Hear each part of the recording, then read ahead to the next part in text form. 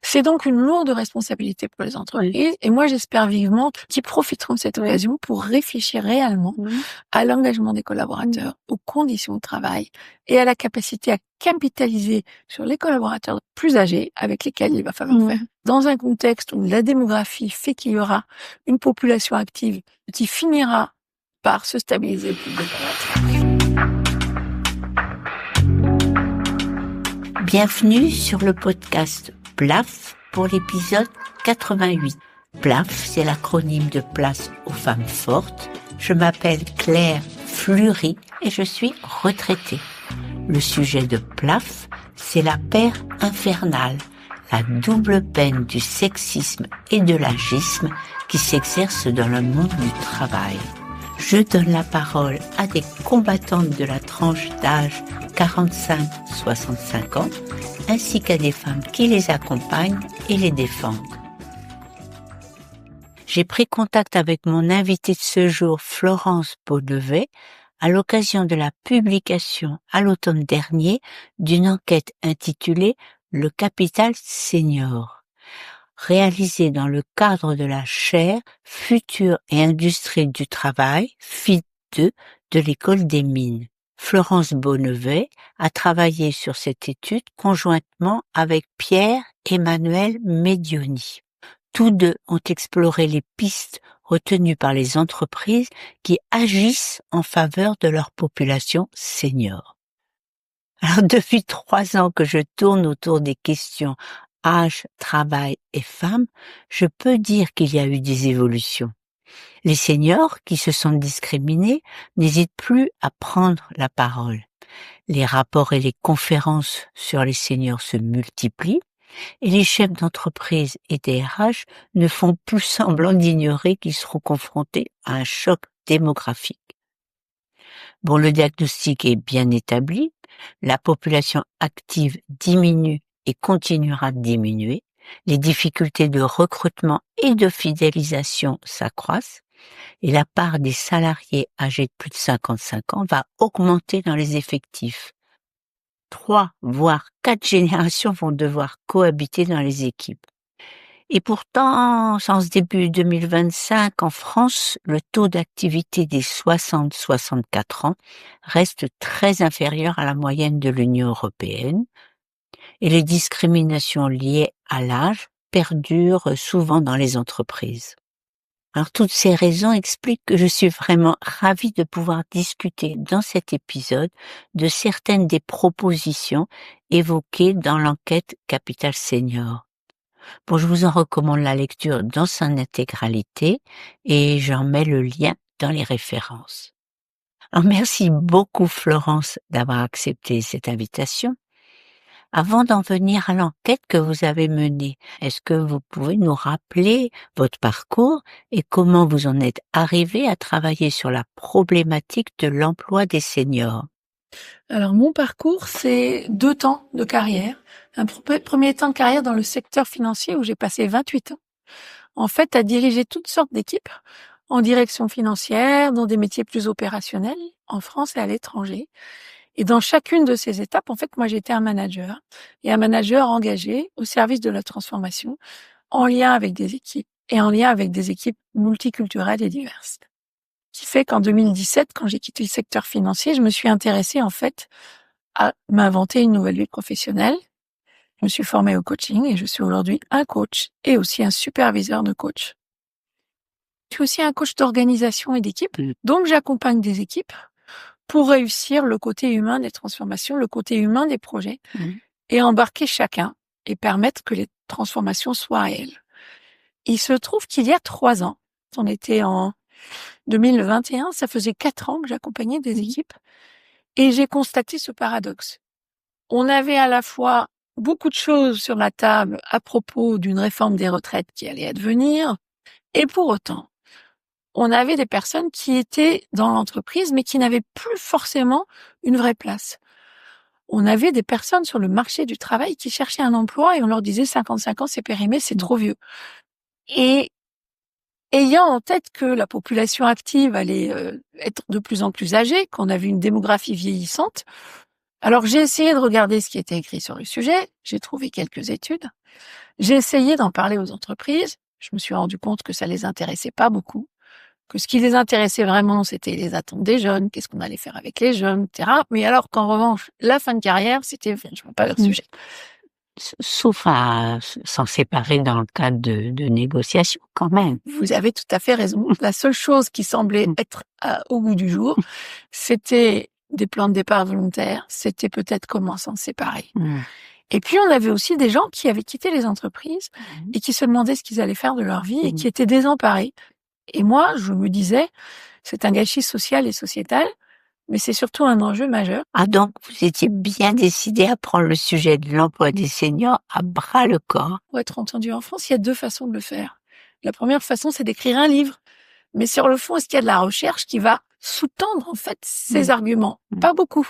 Pas beaucoup de choses en termes de vulgarisation, parce que finalement, les dirigeants d'entreprise ne lisent pas les études de l'INSEE. Donc, est-ce qu'il n'y aurait pas quelque chose d'intéressant à faire? Je me rapproche à ce moment-là de la chaire Futur de l'industrie et du travail, formation, innovation, territoire, dont le mandant est le professeur Thierry Veil, et nous nous mettons d'accord, mon collègue Pierre-Emmanuel Medioni et moi, pour engager, pour le compte de cette chaire, un travail autour des seniors. Alors, cette recherche et l'enquête que vous avez réalisée est disponible en ligne depuis septembre 2024. Elle s'appelle, je le rappelle, Le Capital Senior et elle a comme sous-titre Enquête sur la gestion créative des carrières et des compétences. Alors, ce qui m'a tout de suite plu quand je l'ai lu, c'est que vous aviez bien sûr auditionné des chefs d'entreprise mobilisés sur la gestion de leurs seniors, et puis vous aviez auditionné des experts, mais en plus, vous aviez animé 2 ateliers d'intelligence collective. Le premier avec 20 cadres expérimentés âgés de plus de 55 ans, et le second avec 8 managers de personnel senior. Et donc, Florence, à quelle conclusion étiez-vous parvenue à la suite de l'atelier que vous aviez mené avec les cadres seniors? À force de mettre des gens dans les cases, on imagine que les jeunes, ils sont numériques, ils sont digitaux, nanana. On imagine que les vieux, ils sont engagés, ils sont pas digitaux, ils sont pas malléables. Et puis, on imagine qu'ils ont les mêmes envies. Mais c'est pas vrai du tout. En fait, aujourd'hui, les trajectoires de vie, elles sont multiples. La vie, avant, c'était je me forme, je travaille. Je ne travaille plus. Aujourd'hui, c'est très différent. Je peux me former, travailler, arrêter de travailler, reprendre une formation. Et en fait, les trajectoires de vie font qu'à 55 ou 60 ans, on n'est pas tous dans la même situation. On peut encore avoir des enfants à charge, issus d'une deuxième union ou d'une première union. On peut être célibataire. On peut avoir des parents en aidance. Tout peut arriver. On pourrait dire que finalement, il y a quelques grandes catégories.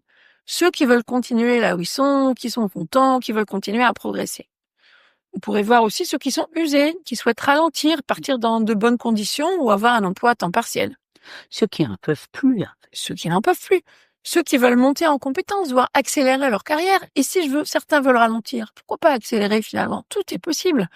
Et puis, ceux qui veulent découvrir de nouveaux métiers, se reconvertir, faire autre chose. Et fort heureusement, il existe un congé de reconversion professionnelle.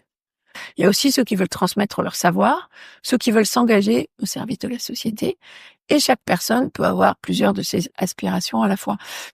Et je voudrais vous citer l'exemple de Schneider Electric, qui, pour expliquer la diversité des envies, a créé un programme avec 4 personas. La persona Claire, qui veut continuer à s'investir dans son emploi. Le persona Thierry, qui a envie de transmettre ses connaissances. La persona Alba, qui voudrait accélérer sa carrière, et Pierre, qui veut préparer son départ. Bien évidemment, les personnes dans la réalité peuvent avoir une ou plusieurs de ces aspirations, mais expliquer cela, c'est expliquer qu'il ne faut pas considérer toutes les personnes de la même façon et leur donner à chacun une chance de s'épanouir. Un des gros atouts de ce programme Talent Senior de Schneider Electric, c'est qu'il démarre avec des entretiens de carrière approfondis. Et vous, Florence, quand vous avez réuni les seniors, ils vous ont dit quoi? Alors, quand on interroge les personnes, en fait, c'est intéressant parce que la première chose qu'ils ont envie de dire, c'est finalement nous. On nous reconnaît pourquoi? Alors nous, on nous reconnaît pour notre expérience et nos compétences. On nous reconnaît parfois pour notre sens des relations humaines et parfois pour pouvoir accompagner les différentes générations. Mais qu'est-ce qui nous manque en fait? Il nous manque surtout de la reconnaissance, de la valorisation, encore plus que de l'argent.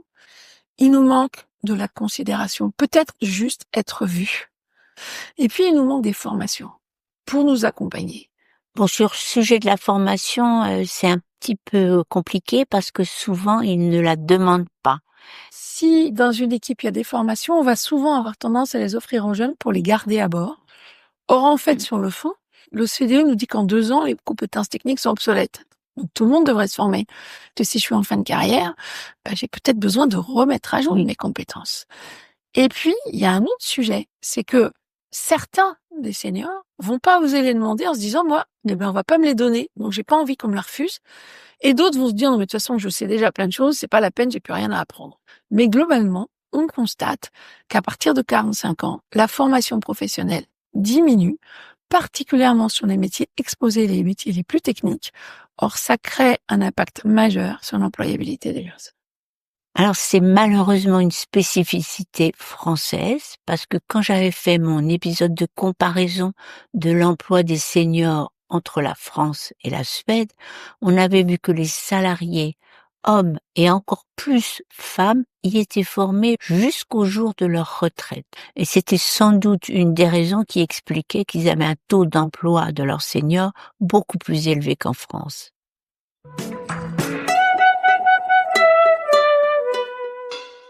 Alors après votre atelier senior, vous avez aussi constitué un groupe avec des managers confrontés au fait de devoir gérer des équipes multigénérationnelles. Est-ce qu'ils ont fait part des difficultés qu'ils peuvent avoir à gérer des collaborateurs plus âgés qu'eux? Finalement, dans le sujet d'un collaborateur expérimenté, il y a 3 personnes clés. Il y a la personne qui doit se mettre en mouvement, s'intéresser et proposer des choses, mais il y a son manager. Comment le manager va pouvoir l'accompagner? Il y a son RH. Mais que le manager lui-même, c'est souvent lui qu'on regarde pas et que lui, il est confronté à des situations assez compliquées. L'APEC a fait une étude l'année dernière sur la situation et les pratiques managériales. Et ce qui en est ressorti, en fait, 69% d'entre eux ont estimé que les demandes individuelles de leurs collaborateurs pouvaient poser des difficultés pour le fonctionnement du collectif. Donc ça devient compliqué de travailler en équipe quand chacun a des demandes différentes. Moi, je pense que la clé de tout ça, c'est qu'il faut accompagner les managers dans ces nouvelles postures, reconnaître que pour eux, c'est complexe. Les collaborateurs attendent beaucoup de leurs managers et ils ont raison. Mais pour pouvoir accompagner les collaborateurs, il faut donner des formations, il faut donner des moyens aux managers et il faut comprendre la complexité de leur situation pour réussir. Les managers qui sont plus jeunes disent c'est parfois difficile de gérer des gens plus âgés que nous. On n'ose pas trop leur dire parce qu'ils ont une certaine compétence. Et puis on veut pas les embêter, on veut pas les blesser. D'un autre côté, on aurait des choses à leur dire. Et puis on a parfois des collaborateurs plus âgés qui auraient voulu avoir le poste et on l'a eu. Donc il y a une sorte de non-dit qui s'installe. Et le fait de ne pas dire, ça va créer un malaise dans l'équipe. Et c'est tout à fait dommage parce que finalement, le collaborateur expérimenté, lui aussi, c'est pas simple parce qu'il aurait peut-être voulu avoir le poste. Mais peut-être que finalement, si on arrive à s'expliquer, on va trouver une manière de fonctionner spécifique qui va bien fonctionner. L'autre sujet qu'évoquent les managers, c'est le fait de l'exemplarité. Si tout en haut, on dit mais on ne fait pas, comment est-ce que moi, manager, sur le terrain, je peux porter? Si la direction générale n'est pas exemplaire sur la question des seniors, ça va être très compliqué, moi, de porter un message qui est différent de ce qui advient. Les gens ne comprendront pas pourquoi, dans mon équipe, ça doit se passer d'une certaine manière, alors qu'ailleurs, dans l'organisation et au plus haut niveau, ça se passe différemment. Les directions générales sont parfois promptes à proposer et à demander tout. Si la gestion des collaborateurs expérimentés est une priorité, alors à ce moment-là, il faut l'énoncer, il faut en donner les moyens. Si c'est pas une priorité, je pense qu'il vaut mieux le dire, plutôt que de dire c'est une priorité, en fait, ça n'apparaisse pas comme une priorité. Parce que gérer un double discours, c'est très compliqué pour les managers. Et ça fait vraiment un très, très mauvais message à donner aux collaborateurs qui n'y croient plus. Je pense aussi que les managers ont beaucoup à apprendre les uns des autres et que leur permettre de travailler, par exemple, en co-développement pour échanger les bonnes pratiques ou pour pouvoir échanger entre eux, c'est une très jolie façon de leur permettre d'avancer. Et donc, c'est important d'avoir ces personnes qui seront des promoteurs, qui vont permettre de montrer qu'il existe quand même des marges de manœuvre, même si tout n'est pas simple.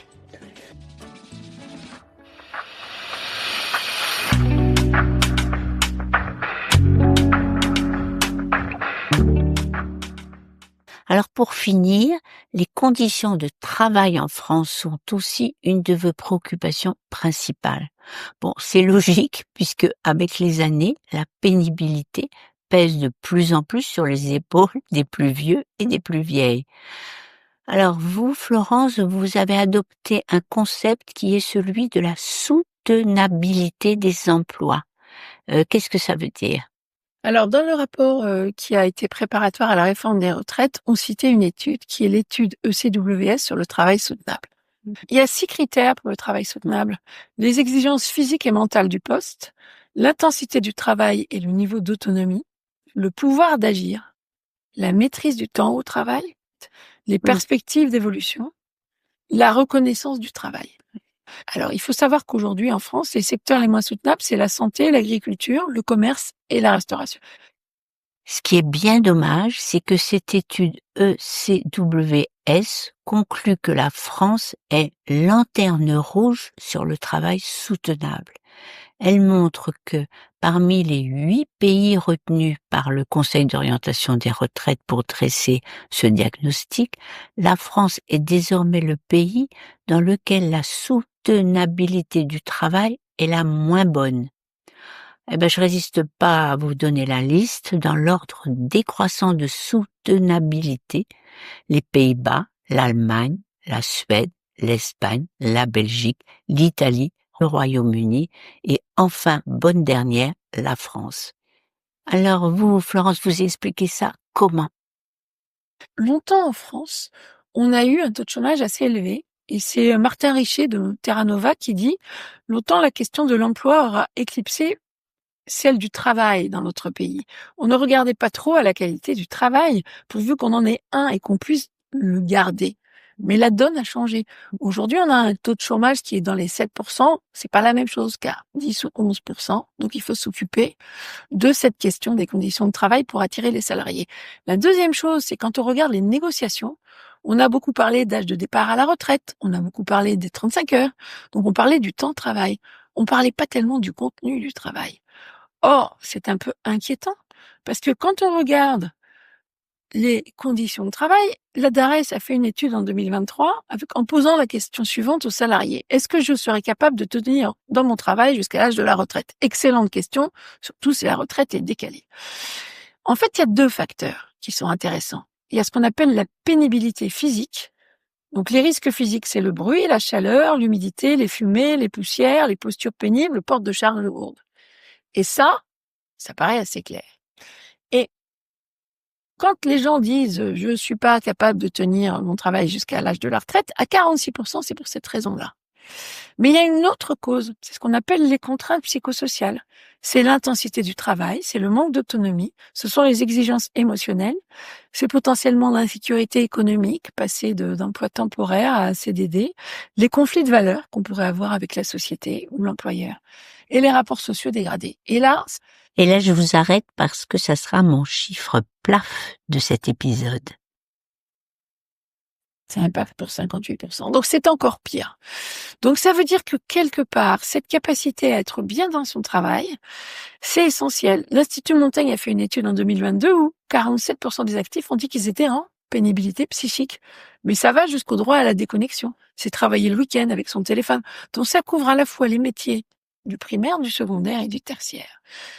Pourquoi c'est important? Parce que plus on vieillit, plus ça s'accumule, plus c'est difficile, tous ces sujets-là. Et effectivement, les salariés dont le travail n'est pas soutenable vont être de plus en plus en arrêt de travail. Notamment, quand on prend les salariés qui estiment que leur travail n'est pas soutenable, ils vont avoir environ 18 jours d'arrêt de maladie entre 50 et 54 ans, mais entre 60 et 64, ils vont en avoir jusqu'à 65 jours. Donc, ils vont être énormément en maladie parce que c'est vraiment plus possible. Donc, travailler sur les conditions de travail dans les entreprises, c'est essentiel pour conserver les salariés. D'ailleurs, elles sont en train de le faire et elles vont commencer à regarder ce sujet parce qu'il y a eu un accord national interprofessionnel qui a été signé le 14 novembre dernier, qui va demander aux entreprises de plus de 300 salariés de s'intéresser à l'emploi des travailleurs expérimentés et qui va demander aux branches professionnelles qui couvrent les entreprises de plus petite taille de regarder aussi la question. Et donc, il y aura une négociation obligatoire tous les 3 ans sur l'emploi, le travail et l'amélioration des conditions de travail des salariés expérimentés. Donc, ce sujet-là va faire l'objet vraiment d'une analyse détaillée. Certains thèmes ont été évoqués comme obligatoires à considérer, notamment un entretien professionnel à 45 ans qui serait renforcé sur ces sujets d'usure professionnelle et de pénibilité, notamment un rendez-vous professionnel aussi autour de 58-60 ans autour du maintien dans l'emploi.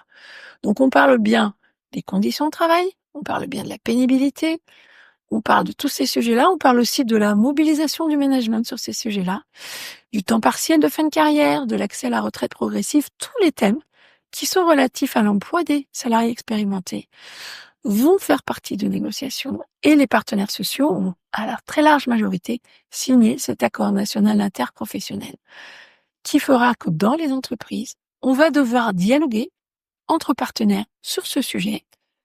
Donc moi, j'ai la conviction que ces sujets de pénibilité, ces sujets d'usure et plus généralement, ces sujets d'emploi des seniors et de fin de carrière vont arriver sur le devant de la négociation. C'est une négociation dédiée. Donc, on ne pourra plus avoir ce sujet de l'emploi des seniors comme ce qu'on pourrait qualifier d'un impensé stratégique. C'est terminé.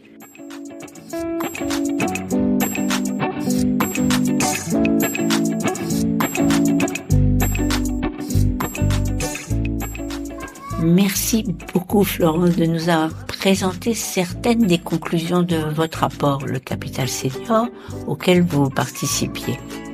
Un grand merci aussi d'avoir partagé avec nous les convictions que vous portez lors des colloques et conférences que vous animez. Je retiens une pour conclure. Les salariés seniors ne sont pas une catégorie homogène. Si vous avez aimé cet épisode, vous pouvez le recommander autour de vous. Ça m'aidera à le faire connaître. Si vous ne voulez pas rater les prochains, abonnez-vous à ma newsletter sur le site PLAF Podcast. Je publie 2 fois par mois, les 2e et 4e jeudis.